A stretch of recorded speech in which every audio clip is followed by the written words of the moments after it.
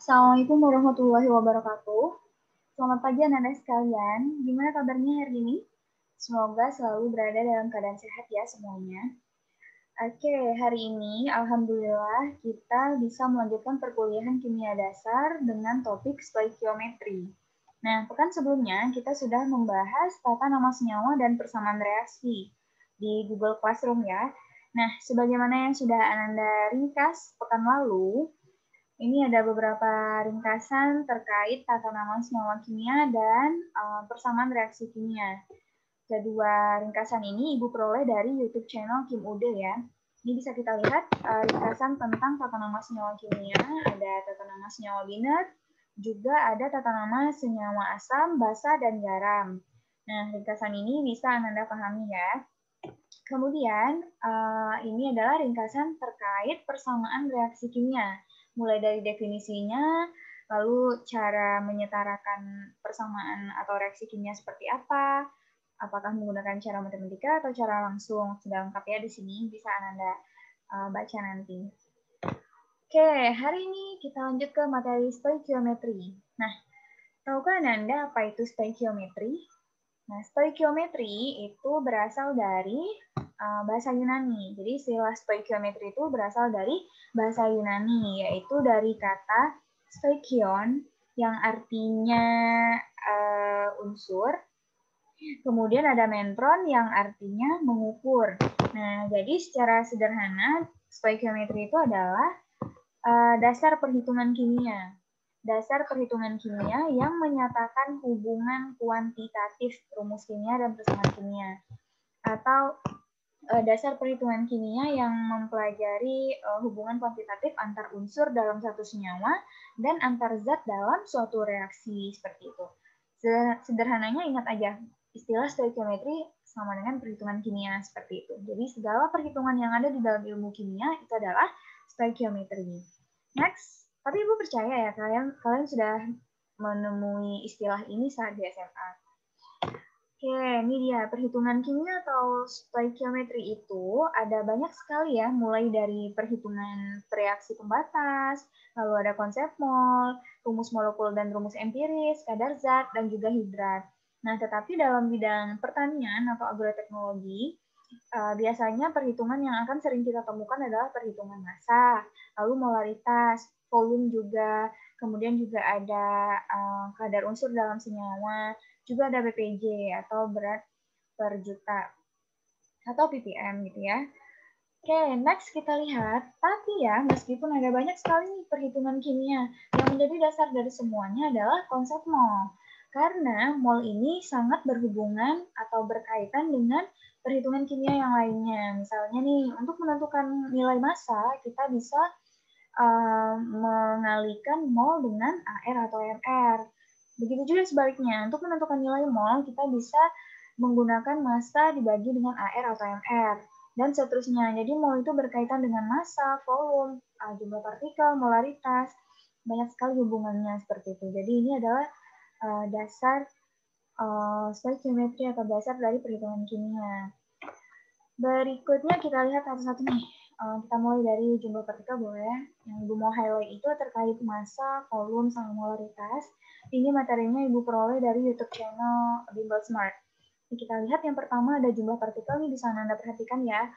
Jumlah partikel dilambangkan dengan X, sama dengan mol dikali tetapan Avogadro, seperti itu. Bisa Anda pahami.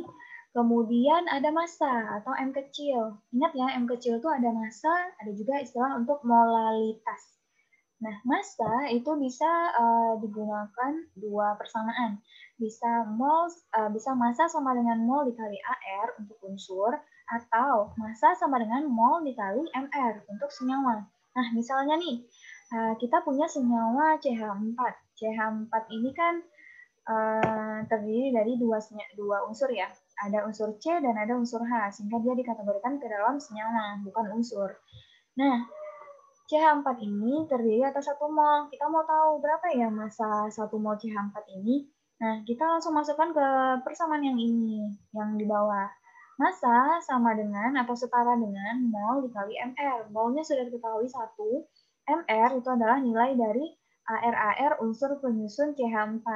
Nah, ARC sudah dikali 12 karena jumlah C-nya 1 dikali 12. Lalu ditambah H, AR-nya 1, jumlah atomnya atau jumlah unsurnya ada 4. 4 dikali 1. Seluruhnya 16 dikali 1 sama dengan 16 gram, seperti itu ya. Jadi ingat aja kalau untuk massa unsur itu bisa digunakan persamaan mol dikali AR. Untuk massa senyawa bisa menggunakan persamaan mol dikali mR. Next, ada lagi volume. Nah, volume ini tergantung ya kita dalam kondisi apa seperti itu. Apakah STP, RTP, suhu dan tekanan tertentu, atau justru pada suhu dan tekanan yang sama. Berikutnya ada molaritas atau M besar. Nah, kalau untuk M kecil tadi massa atau molaritas ya. Kalau ini molaritas. Nah, molaritas bisa menggunakan persamaan mol per volume dalam liter. Kemudian ada molaritas sama dengan massa jenis kali persen kali 10 per mR atau massa molekul relatif.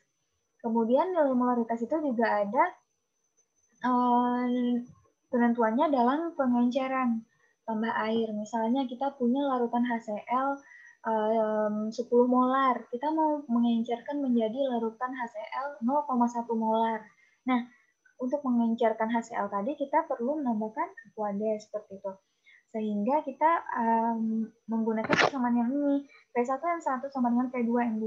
Dengan catatan P2 itu adalah P1 ditambah volume air. Nah, kemudian ada lagi pencampuran. Misalnya tadi kita punya HCl 10 molar. Kita mau campurkan dengan HCl 0,1 molar. Nah, berbeda kan ya jadinya molaritasnya. Tapi berapa ya nilai molaritasnya? Itu bisa kita tentukan melalui persamaan yang ini. P1M1 tambah P2M2 sama dengan P3M3. Dengan catatan P3 adalah jumlah P1 ditambah P2. Seperti itu. Oke, ini kita tinjau beberapa perhitungan stoikiometri. Ada rumus empiris dan rumus molekul. Ini dia. Ini sumbernya Ibu peroleh dari YouTube channel QUD. Ini linknya bisa kalian lihat di bawah. Nah, rumus empiris, rumus molekul. Kemudian ada kadar unsur dalam senyawa. Nah, kadar unsur dalam senyawa dapat dinyatakan dalam persen atau dalam massa. Nah, misalnya kita punya senyawa AXBY. Untuk menentukan berapa banyak A atau berapa banyak unsur A yang ada dalam senyawa AXBY, kita dapat menggunakan persamaan X atau jumlah unsur A dikali AR unsur A per MR senyawa AXBY kali 100%, seperti itu. Nah, yang kadar unsur dinyatakan dalam massa bisa menggunakan persamaan ini. Nah, berikut ada contoh-contoh. Nah, kita mau tahu berapa ya massa nitrogen dalam 12 gram urea. Nah, Anda tahu ya, pupuk urea adalah pupuk tunggal yang mengandung unsur hara nitrogen. Nah, ini dia CONH2 2 kali, jadi dia mengandung nitrogen. Nah, untuk mengetahui berapa banyak nitrogen yang ada dalam urea, itu bisa kita menggunakan persamaan ini. Ini ada soal latihan yang harus Hananda kerjakan nanti di Google Classroom. Highlight ya, jangan lupa. Oke, berikutnya ada stoichiometry redox nih, bisa Anda lihat ya. Ringkasan dari stoichiometry redox yang juga Ibu peroleh dari YouTube channel QUD nih, di link ini. Oke, nah sebelum kita menyudahi pertemuan kali ini, Ibu akan menyampaikan beberapa ringkasan terkait materi ini, beberapa contoh ini lah ya, contoh soalnya. Yang pertama, ini, nah tapi karena kita bidang pertanian, jadi Ibu akan lebih fokuskan kepada stoikiometri larutan atau penentuan konsentrasi larutan. Ini dia. Ini Anda bisa lihat konsentrasi larutan. Nah, sebelum kita bahas tentang konsentrasi larutan, Ibu mau tanya, ada yang tahu nggak apa itu larutan? Nah, larutan itu adalah campuran homogen yang terdiri atas 2 zat atau lebih. Nah, yang jumlah zatnya sedikit atau yang jumlah zatnya sedikit itu disebut zat terlarut atau solut. Sedangkan yang jumlahnya banyak disebut zat pelarut atau solvent. Misalnya nih, kita punya, pernah dengar nggak? alkohol 70%, alkohol 96%. Itu maksudnya apa? Maksudnya alkohol 70% itu dalam 100 ml larutan ada 70 mili alkohol, sedangkan sisa lainnya adalah aqueous seperti itu. Oke, langsung saja kita lihat materi tentang konsentrasi larutan. Ini Ibu ambil dari YouTube channel apa ini ya? Tapi sudah Ibu attach di PowerPoint-nya ya, yang nanti akan Ibu share. Catatan kimiaku dari YouTube channel catatan kimiaku tentang mengenal konsentrasi larutan. Nah, konsentrasi larutan yang umumnya diketahui itu adalah ada persen berat, ada persen volume, ada persen berat per volume, ada molaritas atau yang besar, ada normalitas, ada molalitas, ada fraksi mol, ada bagian per sejuta atau part per miliar atau ppm, juga ada bagian per semiliar atau part per billion atau ppb.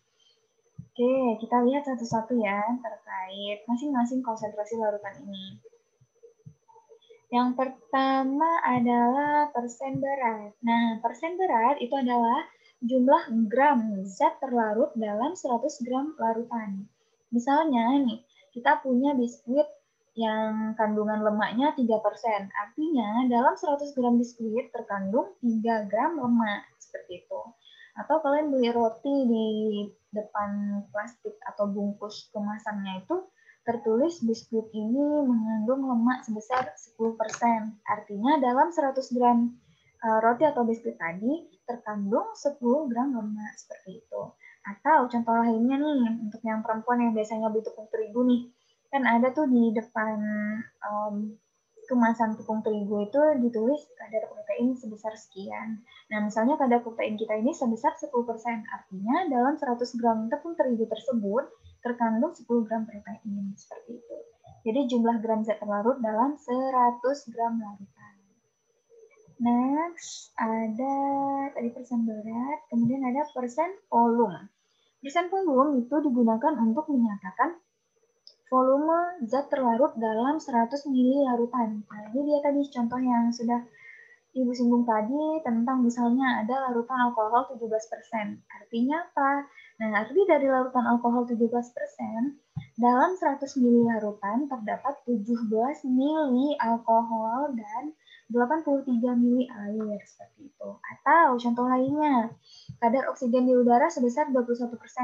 Artinya, dalam 100 ml udara terdapat 21 ml oksigen dan sisa lainnya atau 79 mili lainnya itu adalah campuran gas-gas selain oksigen, seperti itu.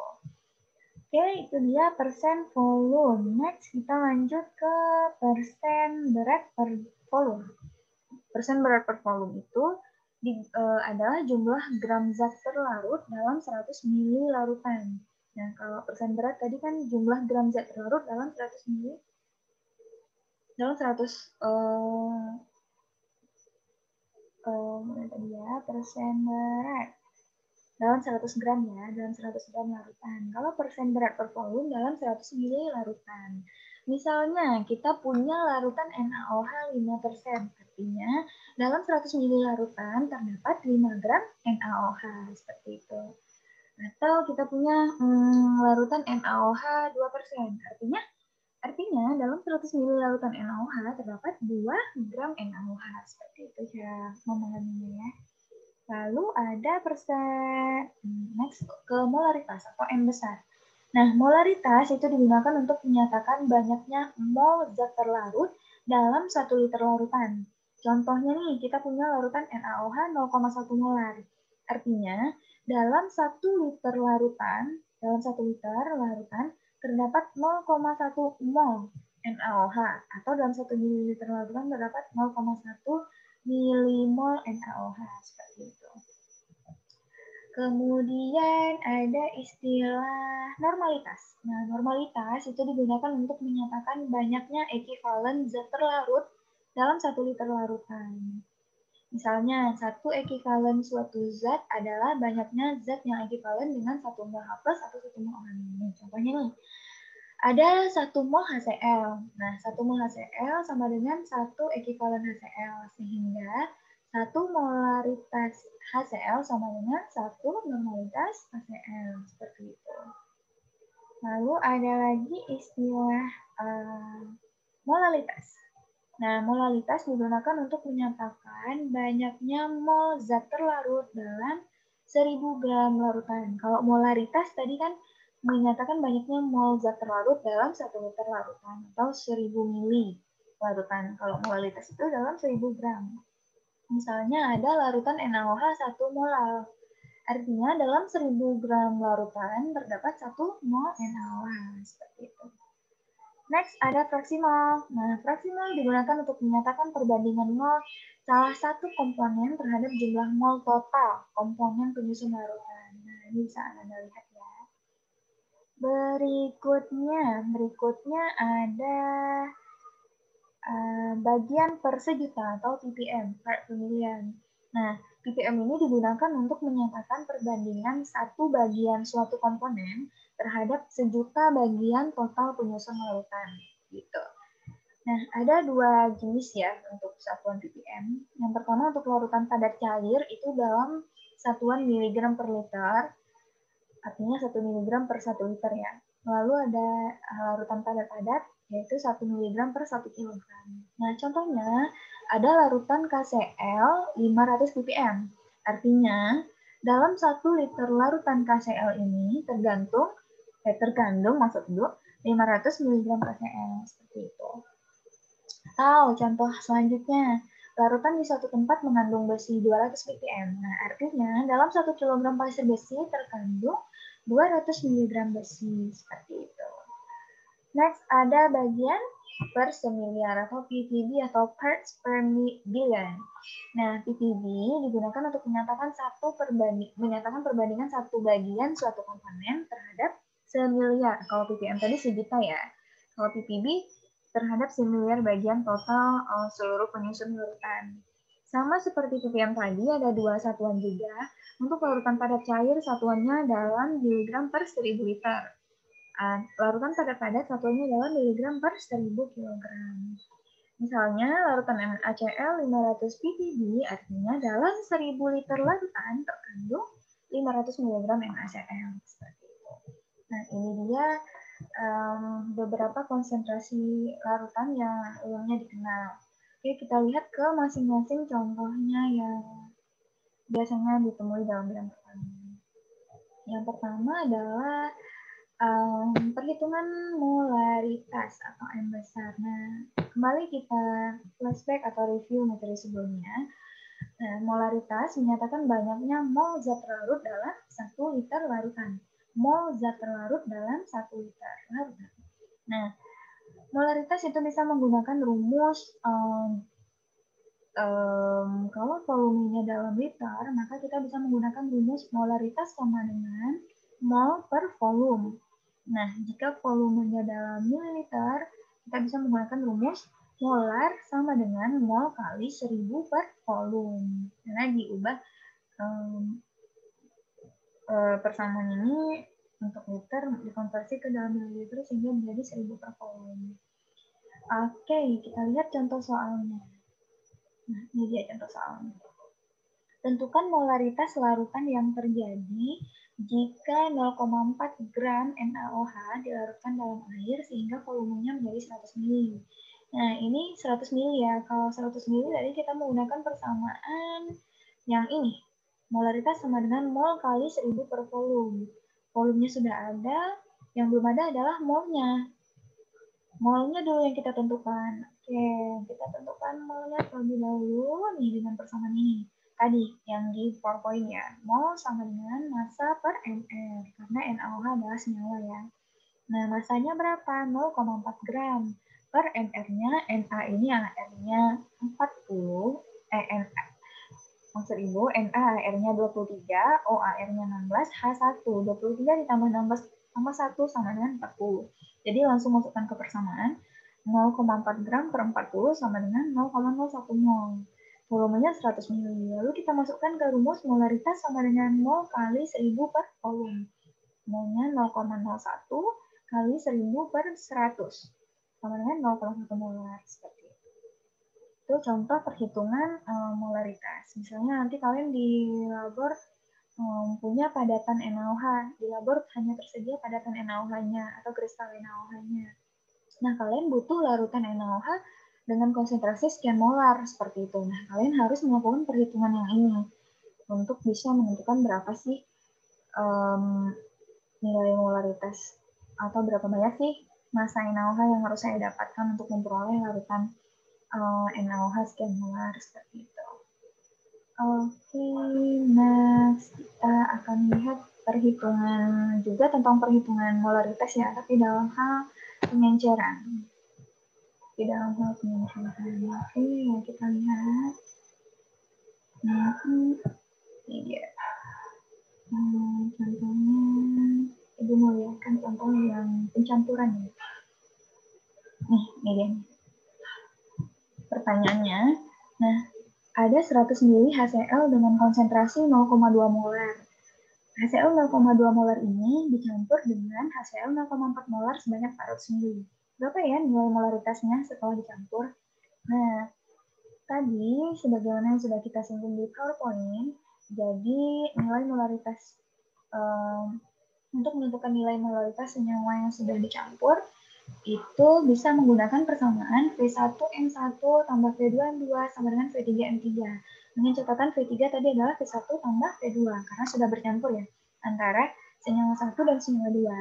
Oke, langsung saja kita masukkan ke persamaan jumlah volume senyawa 1 100 ml dengan konsentrasi 0,2, senyawa 2 400 ml dengan konsentrasi 0,4 molaritas, lalu masukkan ke persamaan sehingga diperoleh nilai molaritas akhir atau molaritas senyawa tadi setelah dicampur adalah 0,36 molar. Seperti itu. Ini contoh perhitungan molaritas dengan pencampuran. Kalau pengenceran, misalnya kalian mau mengencerkan larutan tadi ada HCl 0,4 misalnya ya, mau diencerkan menjadi 0,04 bisa. Jadi langsung masukkan ke persamaan V1M1, V2M2. Dengan catatan V2-nya adalah jumlah V2 ditambah V1 ditambah air seperti itu. Next kita akan lihat contoh perhitungan kadar Z ya. Kita lihat yang persen beratnya biasanya juga sering ditemui mahasiswa saat penelitian. Misalnya ini pertanyaannya, berapa kadar air biskuit jika diketahui berat biskuit yang ditimbang sebelum proses pemanasan sebesar 1,0020 gram dan berat biskuit setelah proses pemanasan sebesar 0,0130 gram. Nah, jawabannya adalah untuk menentukan kadar air itu kita bisa menggunakan berat sampel kita sebelum proses pemanasan per maksudnya berat sampel kita setelah proses pemanasan per berat sampel sebelum proses pemanasan lalu dikali 100% sehingga diperoleh kadar air biskuit ini 1,30%. Nah, biasanya perhitungan kadar air ini banyak ya ditemui oleh mahasiswa saat penelitian. Misalnya mereka mau melihat berapa ya kadar kering, ada juga nih kadar kering, kadar basah. Itu semuanya menggunakan persen berat. Kalau dalam penentuan kadar air biasanya untuk mahasiswa yang melakukan penelitian mutu ya. Misalnya mutu kimia pinang atau mutu kimia kopi misalnya, kita butuh data berapa kadar airnya, atau ada juga kadar abu, itu semuanya menggunakan persen berat. Jadi memang kita belajarnya di tingkat dasar ya, tapi nanti terasa aplikasinya itu saat kalian penelitian, atau kalian PKL, atau saat kalian praktikum, seperti itu. Oke, ini dia contoh menghitung larutan tadi ya. Salah satu contohnya Ibu tunjukkan dalam perhitungan persen berat. Kemudian juga ada contoh menghitung ppm nih ya, menghitung konsentrasi larutan dalam ppm. Ini semuanya yang materi Ibu tunjukkan tadi itu Ibu peroleh dari YouTube channel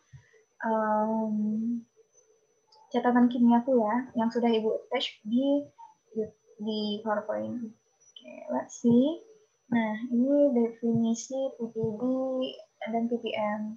ppb atau part per billion itu adalah perbandingan satu bagian suatu komponen terhadap semiliar bagian total penyusun larutan. Sedangkan part per million atau ppm itu adalah perbandingan satu bagian suatu komponen terhadap sejuta bagian total penyusun larutan.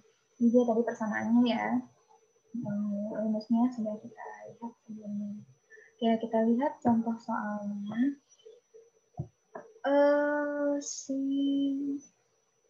Ya, hitunglah berapa gram kristal KNO3 harus ditimbang untuk membuat larutan KNO3 500 ppm sebanyak 2 liter. Nah, kita lihat.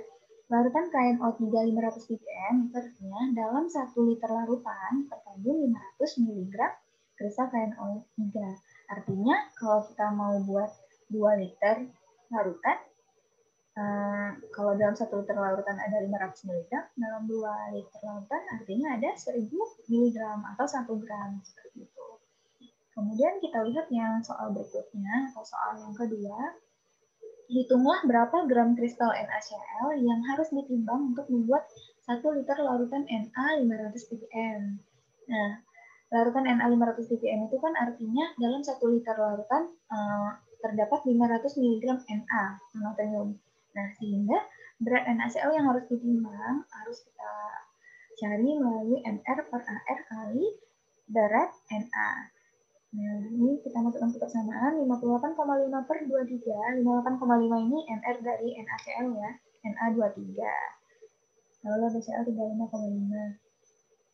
Ya, lalu jumlahnya 58,5 per NaAr-nya 23 kali 500 mg.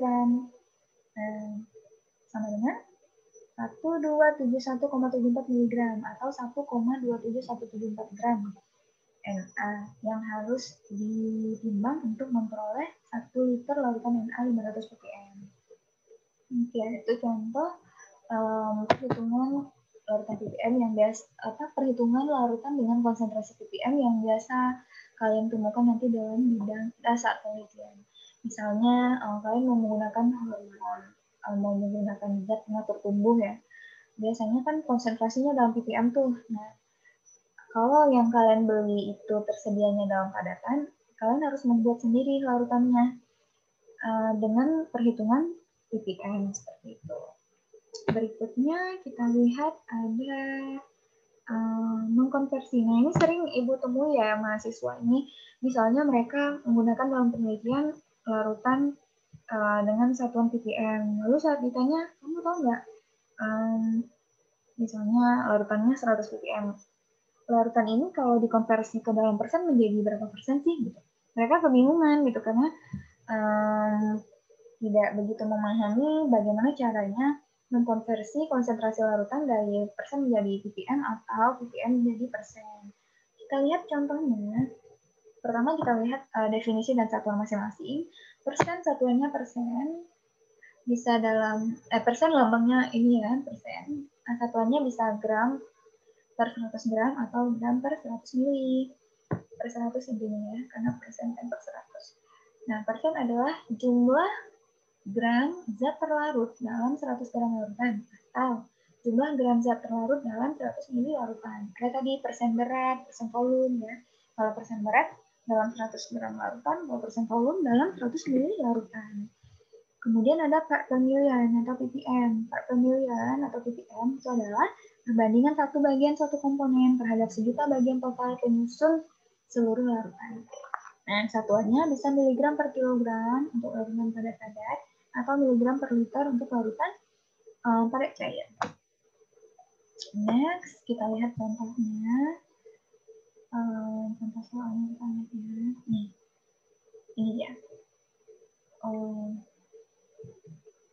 Ini dia.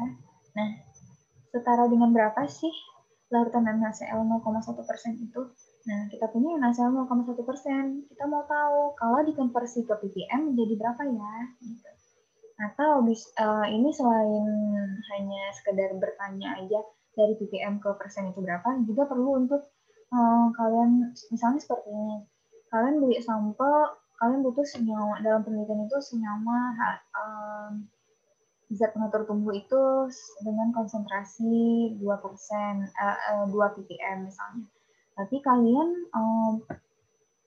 punya sampelnya itu, punya zat PT yang kalian beli itu dalam konsentrasi persen. Artinya kalian harus konversi tuh konsentrasi persen tadi menjadi ppm agar sesuai dengan yang kalian inginkan dalam penelitian kalian seperti itu. Ini penting untuk kalian pahami. Oke, kita masuk ke contohnya tadi, NaCl 0,1% itu menjadi berapa ppm setelah dikonversi. Oke, kita definisikan dulu ya. Larutan NaCl 0,1% artinya dalam 100 ml larutan terkandung 0,1 gram NaCl. Nah, NaCl 0,1 gram tadi kan NaCl 0,1% itu sama dengan 0,1 gram. Bentar.